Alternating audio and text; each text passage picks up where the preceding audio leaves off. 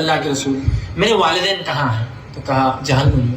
وہ زارو خطا رونے لگی کہ میرے والدین جہنم میں. دیکھا نبی اکرم صلی اللہ علیہ وسلم بھی رو رہے. کہا اللہ تو آپ کیوں رو رہے ہیں؟ تو کہا میرے بھی وہی ہیں. صحیح روایت ہے.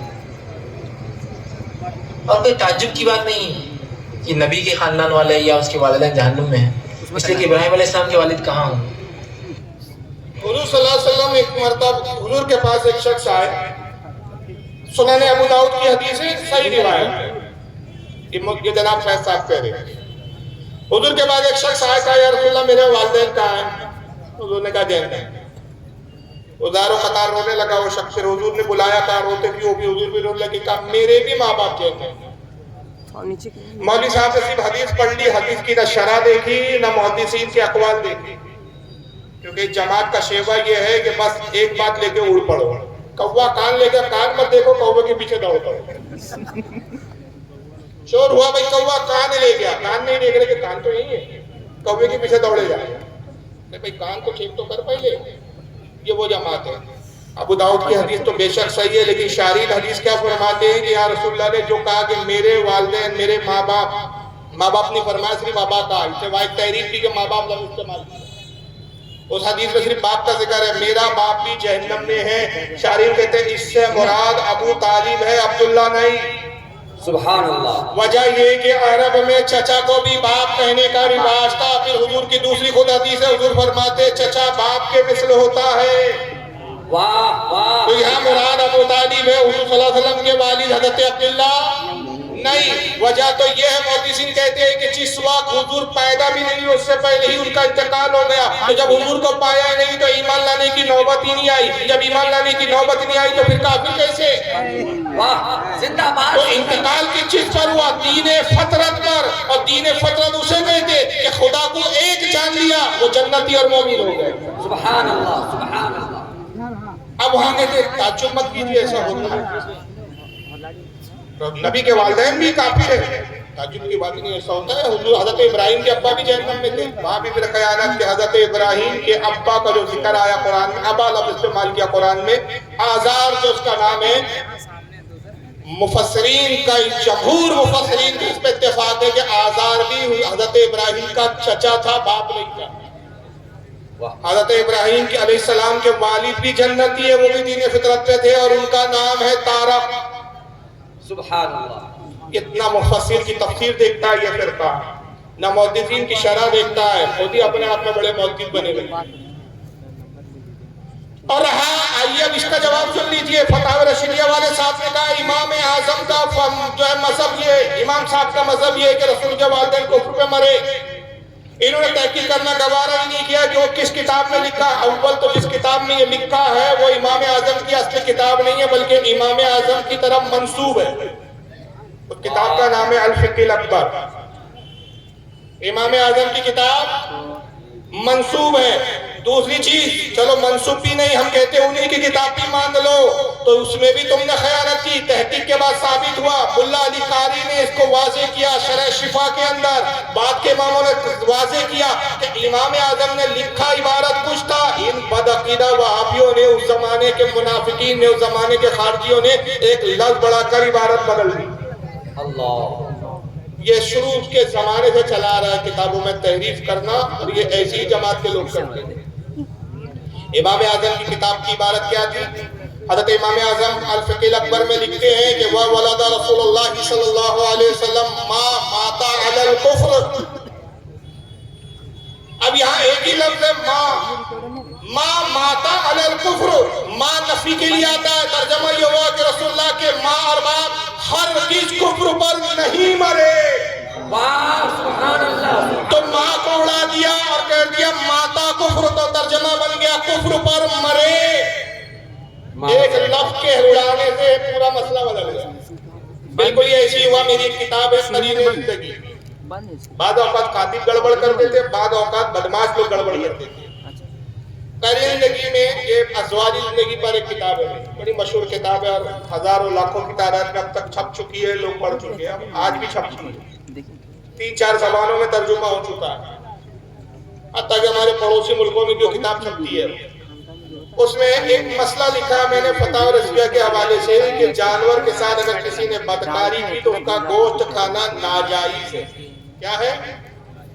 ایک ایڈیشن ایک کتب خانے والوں نے چھاپا نہ غائب کر دیا صاحب. نہ غائب ہو گیا. ترجمہ کیا ہو گیا؟ وہ ترجمہ نہیں مطلب اس کا لفظ عبارت کیا بن گئی؟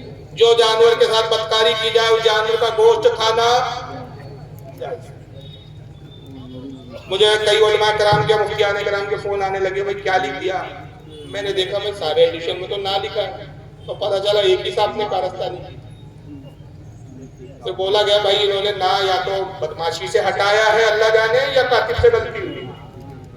تو اسی طرح امام اعظم کی عبارت کیا تھی؟ وَوَلَدَ رسول اللہ صلی اللہ علیہ وسلم. رسول اللہ کے والدین ما ماتا علی الکفر، کفر پر ہرگز نہیں مرے.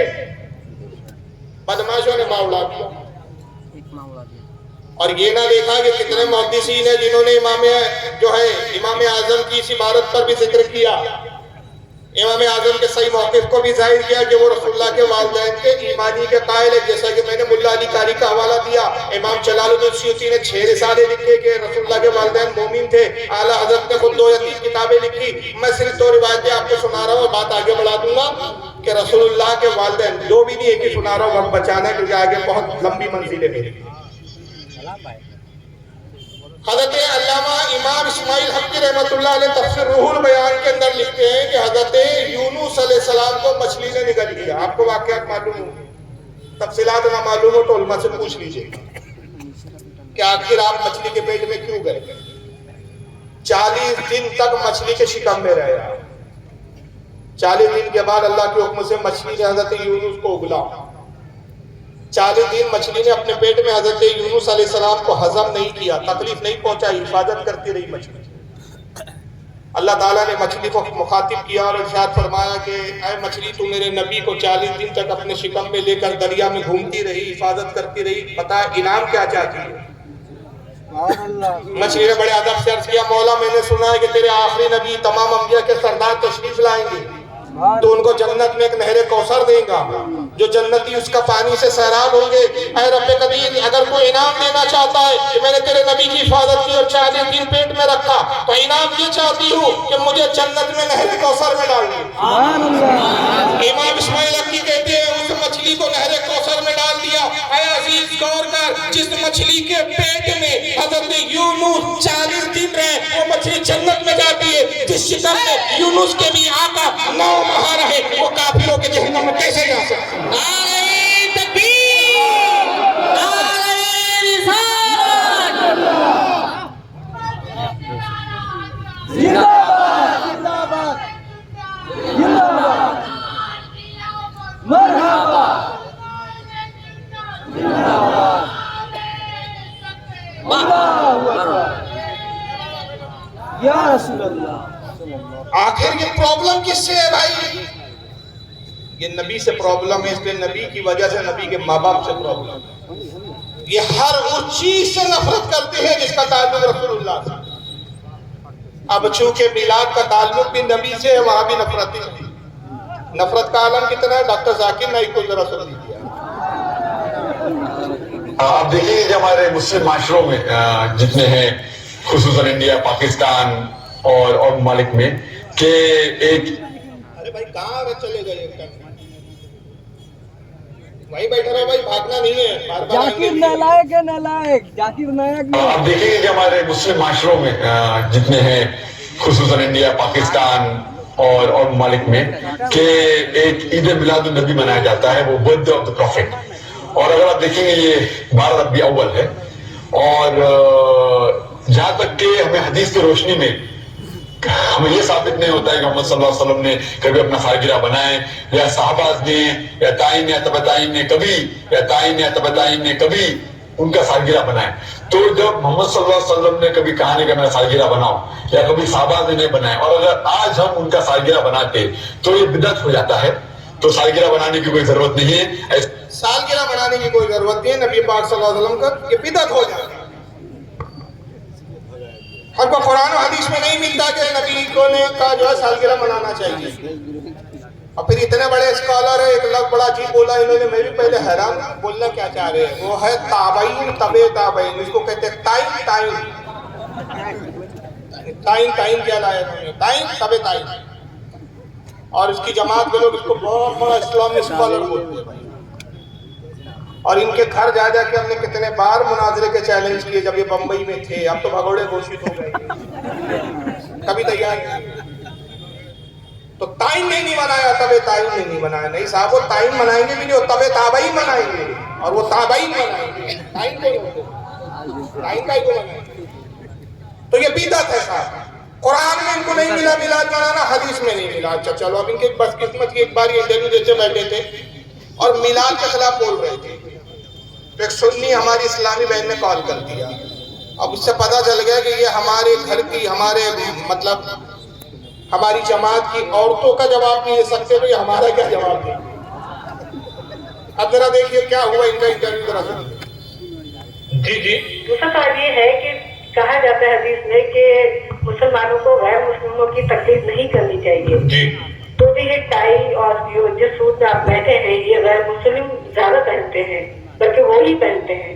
تو کیا یہ جائز ہے ٹائی پہننا یا یہ فل سوٹ پہننا ہے؟ بہت شکریہ, دونوں سوال بڑے اہم سوال. ٹائی پہ تو پہلے بات ہوئی تھی, ایک اور تفصیل سے بھی میں چند دنوں میں بات ہم کریں گے ٹائی کے حوالے سے اور حوالے سے. کتنی دیر کنٹرول ہو؟ 40 سیکنڈ ہمارے پاس ہے بریک پہ جانے سے پہلے, اس لیے ہم جواب جو ہے اس کا ویلکم ہے خواتین حضرات. ڈاکٹر ذاکر نائک کے ساتھ ایک طویل نشست جاری ہے گفتگو کی, اور ڈاکٹر صاحب پہلے جو بات بریک پہ جانے سے پہلے آپ اس کو کچھ فردر کرنا چاہیں گے یا آگے بڑھنا؟ اور دوسرا سوال جو تھا,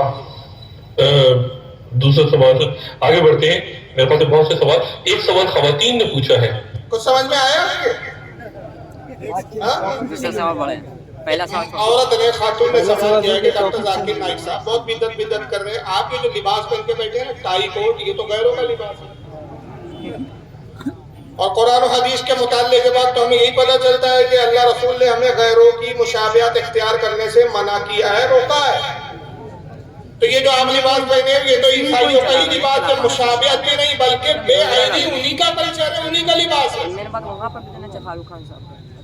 تو یہ جو آپ لباس پہنے ہوئے ہیں اس کا ثبوت کہاں ہے قرآن حدیث میں؟ تو فوراً جو اینکر بیٹھا تھا اس کو بریک یاد آ گیا, اس کو لگا کہ ایسا نہ نائک صاحب پیشاب نہ کر دے کوئی جواب دے.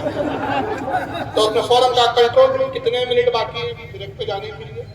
اس نے کہا 40 سیکنڈ, 40 سیکنڈ باقی. ہاں تو بریک پہ چلے جاتے. بریک پہ گئے, سانس واس لی, بریک سے واپس آئے. پھر انہوں نے کہا, تو وہ جو سوال پوچھا گیا تھا بریک سے پہلے اس کا جواب دینا چاہیں گے یا پردہ کرنا چاہیں گے؟ انہوں نے کہا پردہ ہی کر لو, جماعت بھی پردے والی ہے. پردہ کر لو مطلب وہ سوال کا جواب چھوڑ دو, آگے دوسرا. وجہ کیا تھی؟ ڈاکٹر ذاکر نائک صاحب کا اور اس جماعت کا ایک شیوا ہے کہ اپنے لیے تو ساری بدعتیں گوا رہا ہے, مگر سنیوں کے ہر کام پہ بدعت کے فتوے میں برسوں سے چیلنج کر رہا ہوں. چھٹپئیے چوزے ان کے آتے, کوئی ذمہ دار عالم آج تک نہیں آیا, اور میں کسی چھٹپئیے مولوی اور چھٹپئیے لوگوں کا جواب دینے کا جو ہے وہ ذمہ دار نہیں ہوں. ان کا کوئی ذمہ دار مولوی آئے, میں اس کو مناظرے کا چیلنج کرتا ہوں. تمہاری یہ بدعتوں کی ایک فہرست ہے جو تم کرتے ہو, تمہاری فہرست چھوڑو, مجھے صرف یہ بتا دو کہ تم سعودیہ میں تہجد کی اذان دیتے ہو. تہجد کی اذان رسول کے زمانے میں ہوتی تھی کیا؟ صحابہ کے زمانے میں ہوتی تھی کیا؟ تابعین کے زمانے میں, تبع تابعین کے زمانے میں, ائمہ مجتہدین کے زمانے میں, کس زمانے میں ہوتی تھی؟ یہ تمہاری سب سے بڑی بدعت ہے جو تم نے رائج کی. تہجد کی اذان کا ثبوت دو گے, جس دن تم تہجد کی اذان دیں گے اس کا ثبوت دے دو گے, ہم بھی بتا دیں گے میلاد کا ثبوت کہاں کا ہے. ایسی بے شمار ان کی بدعتیں. غلاف کعبہ پہ بادشاہ کا نام لکھنا, یہ ان کی بدعت ہے.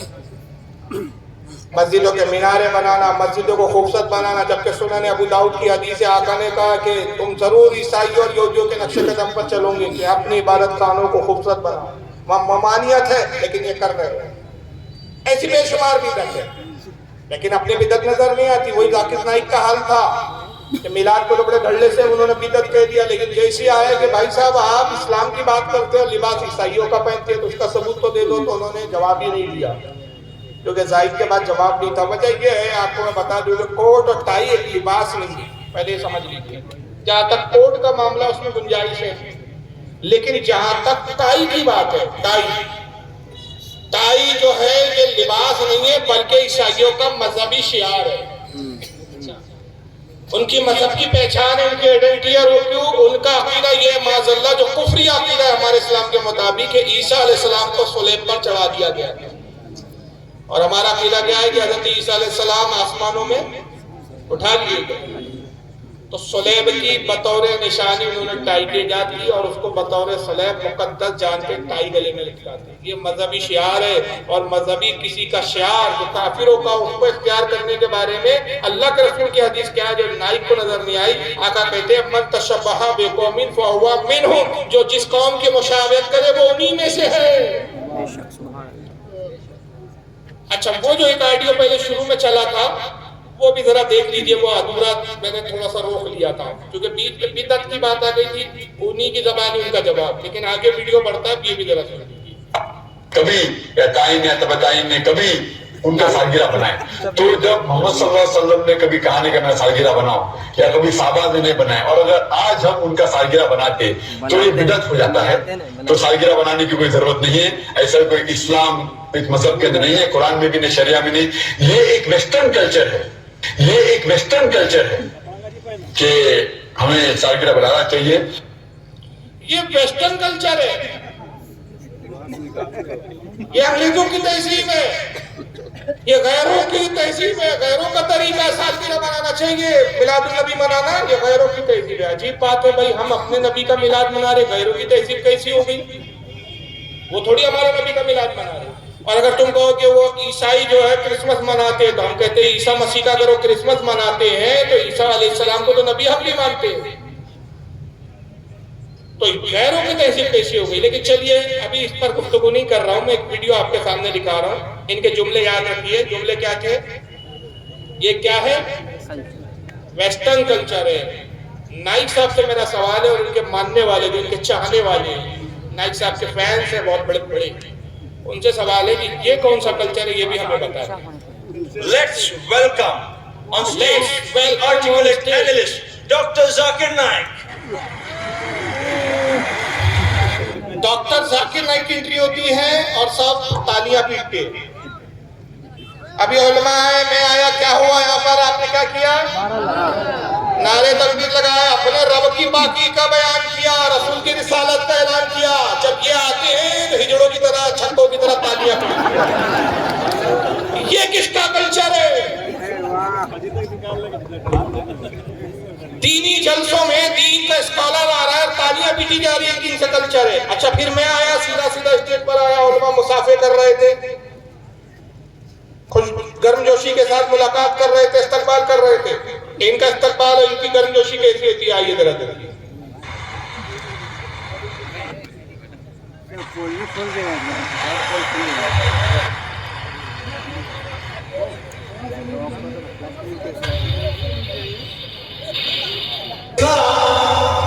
بیک گراؤنڈ میں ڈھم ڈھم ویلن کی انٹری ہو رہی ہے. کوئی اسلامی اسکالر نہیں آ رہا ہے, بلکہ کوئی کیا آ رہا ہے؟ ویلن آ رہا ہے. بالکل اسی انداز میں آتے ہی پوچھیں گا کتنے آدمی بیٹھے ہیں. سمجھ گئے آپ؟ میں بھی اسی دنیا میں رہتا ہوں, سمجھ رہے؟ یہ کون سا کلچر ہے؟ اور ابھی کلچر پورا نہیں ہوا, سنیں گے.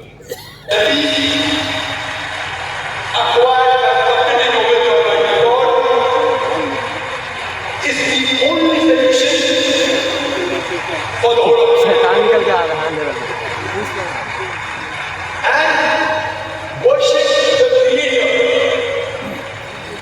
الحمدللہ والصلاة والسلام. جیسا کہ میں نے عرض کیا, خواتین و حضرات, ہماری یہ آج کی آخری نشست ہے. آخری نشست نہیں ہے, آخری مہینہ چل رہا ہے, ایک انڈا نازل ہو رہا ہے, اور اس میں سے دیکھیں کہ آپ پیدا ہونے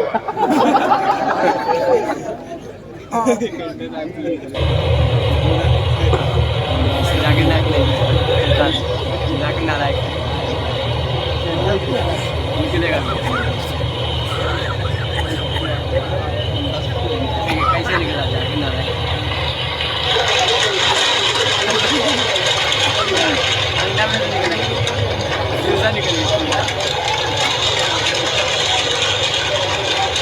یہ بھائی کون سا एलियंस नाजिल हुआ, कहाँ से आया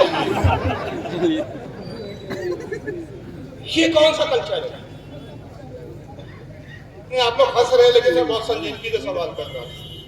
ये कौन सा कल्चर है? ये रसूलुल्लाह से साबित है, सहाबा से साबित है। जब रसूलुल्लाह खिताब करने आते थे, इसके अंडों में से निकलते थे, ऐसी पालकियां लाई जाती थी, पालकियां खुलती थी, तालियां पीटी जाती थी। जब सरकार तशरीफ लाते थे सहाबा किराम में, क्या यही अंदाज होता था? या सहाबा जाते थे तबलीग के लिए, या हमारे अइम्मा और हमारे बुजुर्गान दीन तबलीग के लिए, वाज़ व नसीहत के लिए जाते थे, यही अंदाज होता था? अंडे उतरते थे, अंडों में से चूजे निकलते थे, क्या था? तो ये जो करे सब जायज। और एक दूसरी चीज देखिए आप, जो स्टेज डाला गया है, ये स्टेज देखकर आप अंदाजा लगाते हैं लाखों रुपए का स्टेज है। एक वाहिद डॉक्टर जाकिर नाइक अकेला खड़ा, कोई आलिम नहीं होते इसके स्टेज पर, किसी को साथ में नहीं बिठाया जाता। ये वन मैन शो, अकेला खड़े होकर वो तकरीर करता है। एक आदमी के इतना बड़ा स्टेज, लाखों रुपए का डेकोरेशन उसके पीछे, तब इनको गरीब बच्चियां याद नहीं आती, बेवाएं याद नहीं आती, शादियां गरीब बच्चों की याद नहीं आती। जैसी मिलाद में गरीब ठंडियां लगाता है, इनको बच्चियां याद आने लगती, बेवाएं याद आने लगती है। इन्होंने कभी अपने मुल्लाओं के गिरेबान पकड़ के नहीं पूछा, नाई की इतने बड़े स्टेज लगाने की, ये तमाशा करने की जरूरत क्या तो मुन्नी भाई है जो मुजरा करने आया अंडे में से निकल के, तो दीन की बात करने आया। अव्वल तो दीन की बात करते नहीं है, सिवाय ये फितना फैलाने की। याद रखिए, एक मोहल्ले में सब सुन्नी होते, ये जमाती फितनों की जमात है। पूरा मोहल्ला सुन्नियों का होता है, सब सलातो सलाम पढ़ने वाले होते हैं, सब नजरों नियाज दिलाने वाले, सब फातिहा देने वाले, सब बुजुर्गान दीन के चाहने वाले। एक बदअकीदा वहाबी आता है, धीरे धीरे वहाबियत फैलाना शुरू करता है। अब उसी मोहल्ले में दो ग्रोह हो जाते हैं, मस्जिदें बढ़ जाती हैं, मस्जिदें तकसीम हो गई, खानदान तकसीम हो गए, बिरादरियों में बंटवारे हो जाते हैं। और अगर मेरी बात पे यकीन नहीं है तो मैं बहुत जिम्मेदारी से आपको कहता हूँ, जो अभी जमात में चले गए हैं, जो अपने आप को अहले हदीस कहते हैं या देवबंदी कहते हैं या गैर मुकल्लिद कहते हैं, इनको पकड़िए और इनसे पूछिए कि जनाब आज आप गैर मुकल्लिद हुए, जरा बताइए आपके अब्बा जान की जमात में। खुदा ना खास्ता अगर अब्बा भी बदअकीदा वहाबी थे, देवबंदी थे, तो दादा जान के बारे में पूछिए। मैं यकीन से कहता हूँ और चैलेंज के साथ कहता हूँ, दादा कट्टर सुन्नी निकलेगा। तो जितना पीछे जाएंगे सब सुन्नी मिलेंगे। अब आगे जब नई नई जमातें आ रही है तो पता चला कि नबी के फरमाने के मुताबिक कुर्बे क़यामत फिरके पैदा होंगे, तो ये फिरका है, जमात नहीं है। जमात तो हम अहले सुन्नत है, जो जहाँ थे वही है, कल भी वही थे, आज भी वही थे। जो हट रहे हैं, निकल रहे हैं, आज वो नई नई जमातों में तब्दील हो रहे हैं। तो अभी आपने नाइक साहब को सुना, किरदार और गुफ्तार में कितना तजाद है वो आप मुलाहिजा कर रहे हैं कि गुफ्तार तो बहुत बड़े बड़े पारसाओं की है, लेकिन किरदार का आलम ये है कि गुफ्तार से टकराता है। आप ये एक साहब को सुनिए, इनका ये मर चुके हैं जनाब, और यकीनन जहन्नम में ही होंगे इस वक्त। भाई अकीदे की बुनियाद में जब अकीदा खराब था तो जन्नत में तो जा नहीं सकते। इनको कितना गुस्सा है मिलाद मनाने वालों पर, इनका गुस्सा और जलाल देखिए। इनका नाम है डॉक्टर इसरार है। ईद मिलादुन नबी एक नई ईद हो गई है, या मोहम्मद रसूलुल्लाह या फलूना माला यूमरून। अपनी ही इजाद करदा रिवायात है, अपनी ही इजाद करदा बिदआत है, अपनी ही इजाद करदा रसूमात है, उन पर लगे हुए और दावे करते हैं अल्लाह से मोहब्बत, रसूल के इश्क में, जबकि उनके अमल में ना अल्लाह की ताअत है। अब जब ऐसी सूरत पैदा हो जाए तो क्या करें? फमन जाहदहु बियदिही फहुवा मुमिनुन। तो जो मुसलमान भी उनके खिलाफ जिहाद करेगा अपने हाथ से, अपनी ताकत से, वो मोमिन होगा। फमन जाहदहु बिलिसानिही फहुवा मुमिनुन। और जो उनके खिलाफ जिहाद करेगा अपनी जबान से, वो भी मोमिन होगा। वही तीन दर्जे। वमन जाहदहु बिक़ल्बिही फहुवा मुमिनुन। दिल से नफरत, जो जिहाद करेगा बिलक़ल्ब, वो भी मोमिन होगा। फमा वरा ज़ालिका मिनल ईमान हब्बतु खर्दल। इसके बाद तो ईमान राई के दाने के बराबर भी नहीं।